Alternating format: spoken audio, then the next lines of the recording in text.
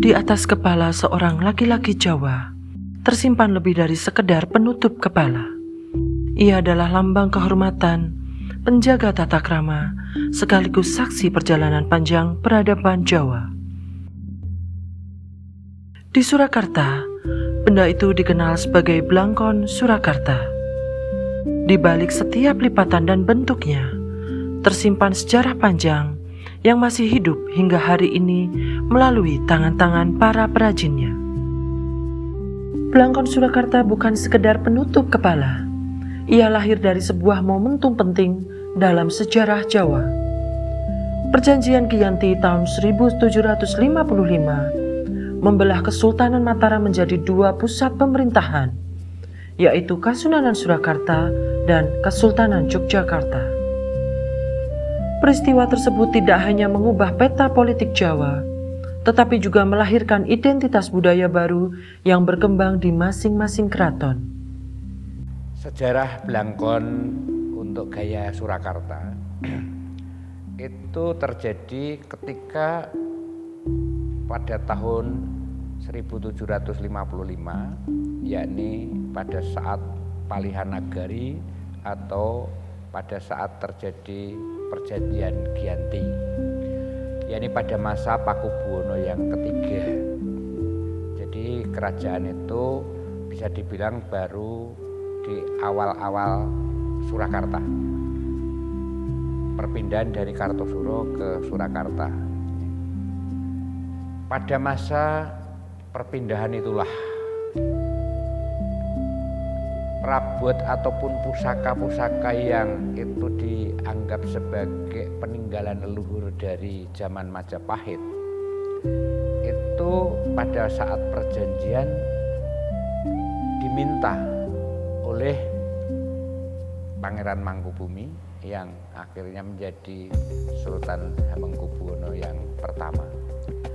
Itu ada semacam dialog dengan Pakubuwono bahwa pusaka yang berupa busana, termasuk di dalamnya adalah Blangkon, itu diminta untuk identitas di Yogyakarta, Keraton Yogyakarta.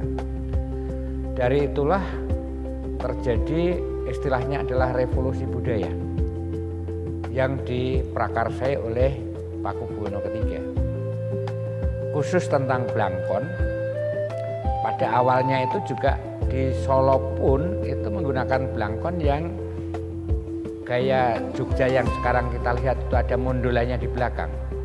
Tetapi karena Solo itu memiliki ciri khas tersendiri, maka Blangkon yang ada di Solo itu bentuknya berbeda dengan di Jogja, yakni bagian belakang trepes atau gepeng. Nah, Blangkon itu sendiri itu kan mengapa bentuknya di belakang itu berupa mondolan, itu sebetulnya adalah simbol dari rambut. Kaum pria dulu itu adalah rambutnya panjang. Sekilas, kedua Blangkon tampak serupa. Namun terdapat satu bagian yang menjadi identitas utama, mondolan. Pada Blangkon Surakarta, mondolan dibuat lebih pipih atau trepes. Sedangkan Blangkon Yogyakarta mempertahankan bentuk yang lebih bulat sebagai representasi gelungan rambut laki-laki Jawa pada masa lampau.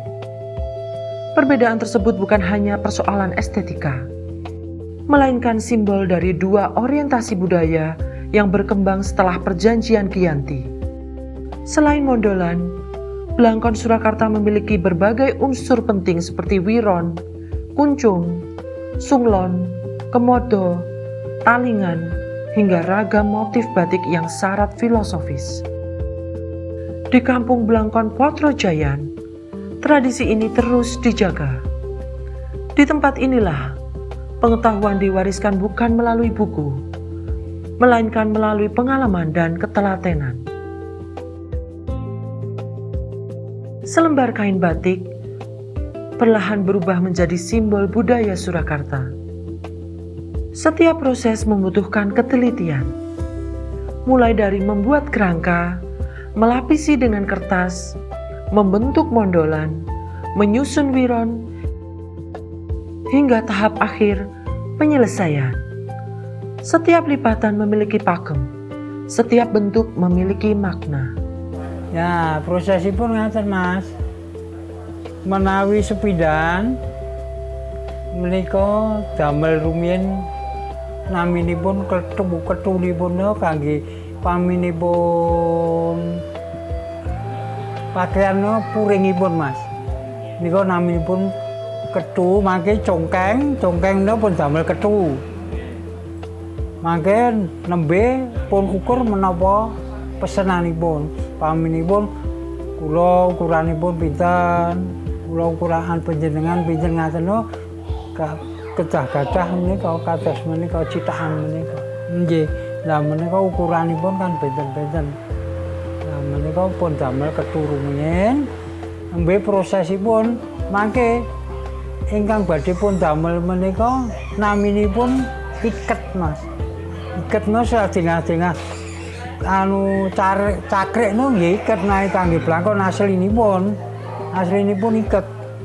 Lah menawi sak menika kan kajengipun babar kan saking nyamping napa saking nggih to Mas. Nek aslinipun saking iket. Terus mboten nyamping pun potong-potongaken mboten aslinipun iket. Lah menika mangke segi empat kados taplak meneh lho Mas, mangke pun potong terus pun potong miring Mas. Terus mboten ngaten mboten namung miring ngaten. Menika dados kalih Mas. Menawi sak menika dados kawan. Nai aslinipun namung dados kalih. Nggih. Menika mangke pun biru Mas. Pun biru wonten nggih menapa wong kang datar ngaten lho Mas, pun biru mawi toya menapa mawi terus pundi sagedipun piyambak-piyambak. Terus pun biru menapa ingkang pun kersakaken wiranipun. Menawi rumiyin mawi pakem Mas. Wiron menika mawi pakem. Pakemipun menika cacahipun ugi kedah. Paminipun naik jangkep niku 12. Naik ganjil menika saged 11, saged 21. Lah menawi sak menika mboten. Sak menika pokokipun wonten wiranipun. Rumiyin kan rikala kula tasih nem niku lare-lare ingkang sak menika sami bikak menika rumiyin kathah-kathahipun tumur kula. Nggih, kan kehidupan wonten mawon pagesangan wonten kampung nggih ngaten to Mas. Nggih niku rumiyin nggih kula aja lare-lare ingkang tasih remen sekolah nanging Pak tiyang sepuhipun mboten mampu. Niku kula ajari nyambut damel nyatanipun nggih saged kangge ngesantunaken anggenipun sekolah. Menawi ingkang putus sekolah tinimbang ubyang-ubyung ngalir ngidul to Mas. Niku kula jak nggih sami purun. Terus malah mriki menawi tanganipun generasi muda-muda Mas malah.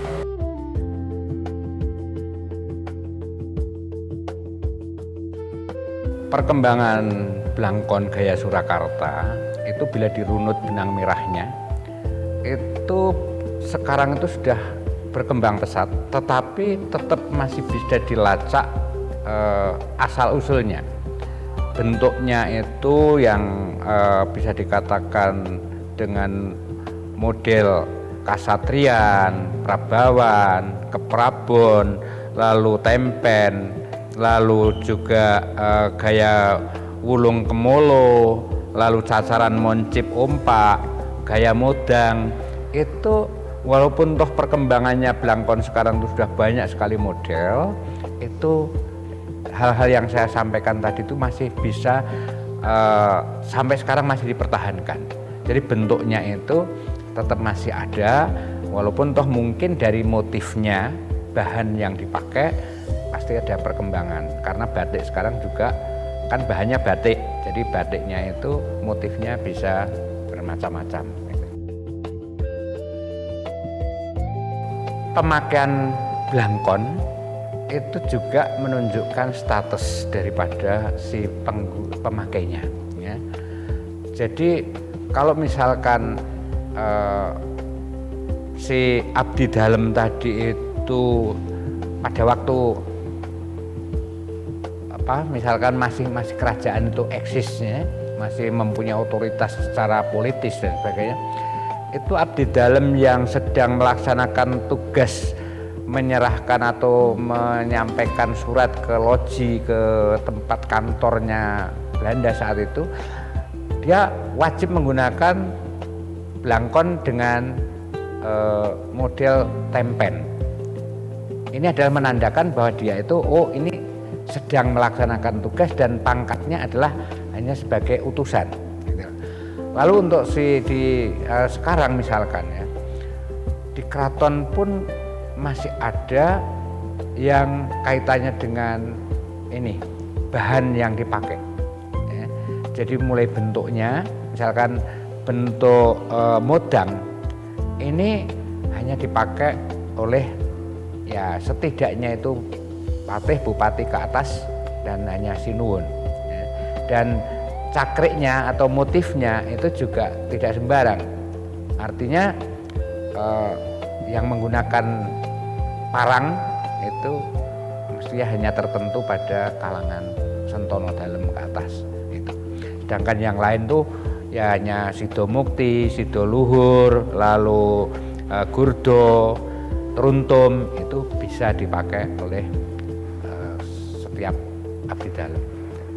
Tapi bentuknya juga itu ya. Misalkan untuk abdi dalem apabila ada dawuh misalkan sowan dengan pakaian Jawi Padintenan, itu pakainya adalah blangkon dengan model cekok mondol, gitu.